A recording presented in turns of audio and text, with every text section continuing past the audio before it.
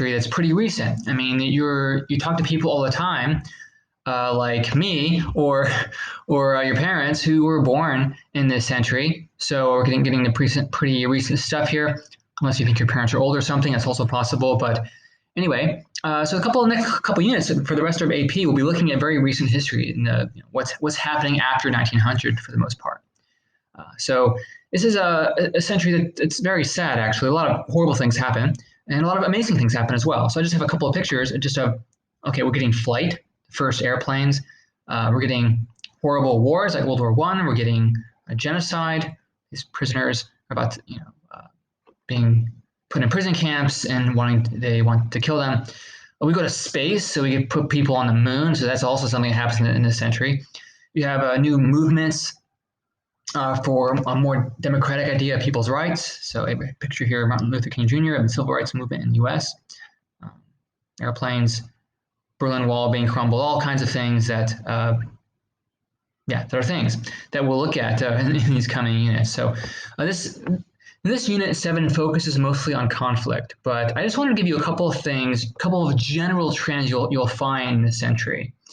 Okay, so a picture of some of the progress going on. Airplanes, cars start becoming a thing as well. A lot of things happen in this century that are very different from other periods in history.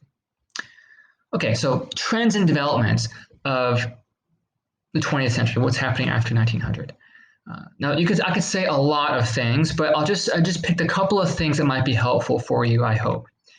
One is that power really shifts toward modernized nations. I mean, it becomes really clear by this century that you have to be a modernized nation to be powerful. So we saw this in the 1800s, but really in the 1900s even more so, that to modernize is to be powerful. That they're almost synonymous. It's the really only way for one country to get ahead of other countries. So you'll see the more modernized a nation is, the more powerful they are for the most part during this time in world history. We'll also see this turning into wars. So this is a time of global wars. World War I and World War II are fought during this century. You also have the Cold War, which is a particularly scary time. It didn't break out into all-out bloody conflict, but in local different parts of the world, you did have small proxy wars that happened, as well as just general danger of the whole world being destroyed by nuclear weapons, which we'll get to that. That'll be interesting. We also see getting connected with that, we see a war of ideologies, or a war of ideas, you could say.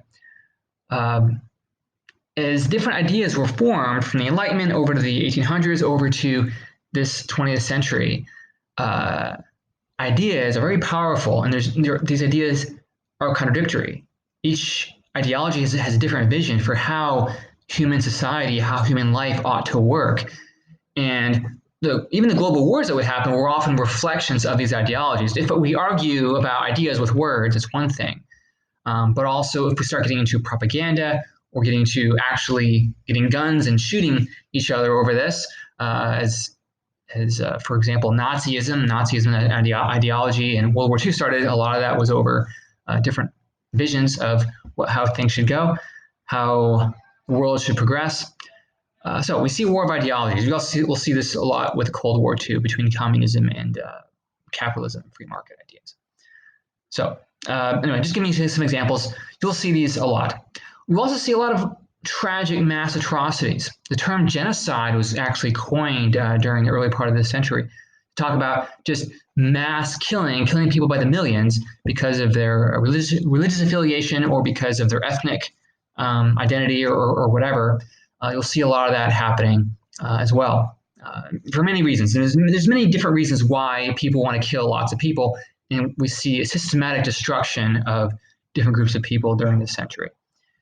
The Holocaust will be one big example there. But we'll see a lot of these. Another interesting one, too, is the population growth. The population of the world really goes up a lot in the 20th century. I see this from this graph, just how much populations in the billions. There weren't that many people in the world in 1820. In fact, most of the Middle Ages and the ancient world, there was not that many people like there are now. Now there are a lot of people, and see how things just rose. From 1900 onward, you have this really dramatic rise in population by the year 2000. Okay, so really shooting up billion by billion by billion as these decades go by. And this is really challenging. If you have a state and all of a sudden you have a lot of people in the past 20 years, like if population doubles, okay, that's a big deal. Like, how do you feed these people? There's a lot of growing pains that happen when you have so many changes like that in a population. So that there's some trends in development. So one other one I just wanted to mention too that'll be pretty big is political orders start changing from empires toward nation states. So think back to the new imperialism. We talked about how industrialized nations began empire building. Okay, you go from, or even the old land-based empires too. You have land-based empires like the Ottoman Empire and the Russians. You had maritime empires like the Spanish and the English. And by the end of last unit, by 1900, we saw that even Africa was carved up by different imperial nations, just carving out pieces of it and saying, this is mine now. But over the course of the 20th century, we see that there's a breakup here. The empires tend to break into pieces, and new nation states, new states are formed out of the broken pieces of empire. So I'm just giving you maybe a better picture here. You see I think this map is probably around the year 1900 or so. You have French West Africa. So already the scramble for Africa has happened. You have, the Germans have this part of Africa. The British have their own parts in the pink there. All this area in South Asia is under British rule, all that. The Russian Empire there.